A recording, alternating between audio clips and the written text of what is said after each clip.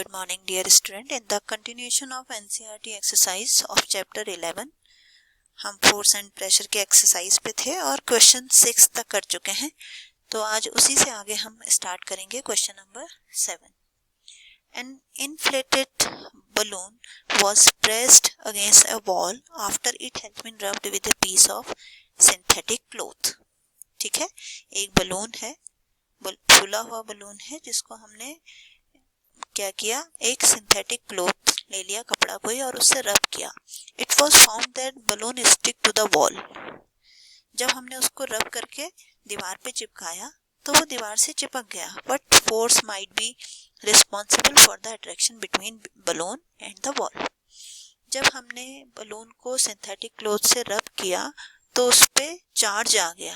अब अगर वो दीवार पे हम उसको चिपकाने की या डोर पे चिपकाने की कोशिश करेंगे तो वो चिपक जाता है just because of electrostatic force. ठीक है बच्चों, तो आपको आंसर लिखना है electrostatic force between balloon and wall. फिर नेक्स्ट आते हैं क्वेश्चन नंबर 8 पे।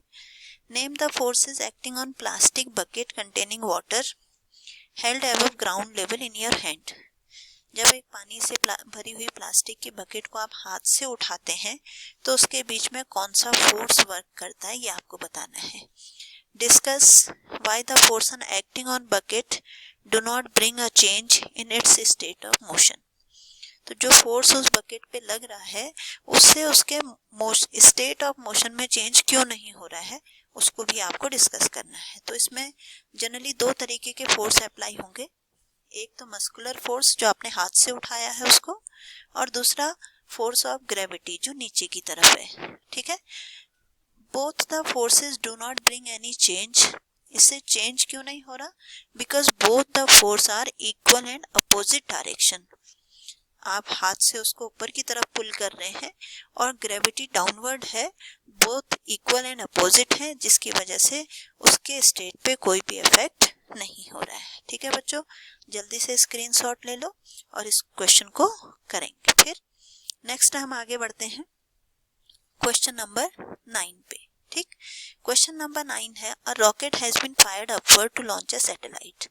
रॉकेट को, सैटेलाइट को लॉन्च करने के लिए हम एक रॉकेट का यूज करते हैं उसके ऑर्बिट में डालने के लिए। तो name the force two forces which acting on the rocket immediately after leaving the launching pad. जैसे ही वो रॉकेट लॉन्चिंग पैड से हट जाता है, लीव करता है, तो कौन से फोर्स उस पर एक्ट करते हैं। ठीक, तो बेसिकली दो फोर्स एक्ट करेंगे, एक तो ग्रेविटेशनल फोर्स जो किस डायरेक्शन में होगा, डाउनवर्ड, और दूसरा कौन सा फोर्स होगा, फ्रिक्शन फोर्स, एयर का फ्रिक्शन फोर्स अपोजिट डायरेक्शन में, जिस डायरेक्शन में वो मूव कर रहा होगा उसके अपोजिट डायरेक्शन में। ठीक है, फिर आते हैं हम क्वेश्चन नंबर 10 पे। 9th वाला क्वेश्चन नोट कर लिया बच्चों। अब आते हैं हम क्वेश्चन नंबर 10 पे। Question number 10, when we press a bulb of dropper with its nozzle kept in water, air in the dropper is seen to escape in form of bubble। जब आप किसी भी एक ड्रॉपर से उसमें वाटर डालना चाहते हैं तो उसमें क्या होता है कि एयर के बबल्स आ जाते हैं। जैसे और बबल, जैसे ही बल्ब को आप रिलीज करते हैं, प्रेशर उसका रिलीज करते हैं, तो उससे क्या होता है, वाटर का लेवल जो है वो इंक्रीज हो जाता है। ये मल्टीपल चॉइस क्वेश्चन है। इसका रीजन क्या है? इसका रीजन है एटमॉस्फेरिक प्रेशर। ठीक है बच्चों, ठीक है बच्चों, इसी के साथ आपकी जो एनसीईआरटी की एक्सरसाइज है वो खत्म हो गई है। अब हम कुछ छोटे छोटे से क्वेश्चंस हैं, एक्स्ट्रा क्वेश्चंस करेंगे। जैसे क्वेश्चन आता है डिफाइन फोर्स, ये आप पहले भी कर चुके हैं। देखिए क्वेश्चन है डिफाइन फोर्स, सिंपल वन में आपको 1 सेंटेंस आंसर देना है। ठीक है, और फिर उसके बाद क्वेश्चन नंबर 4,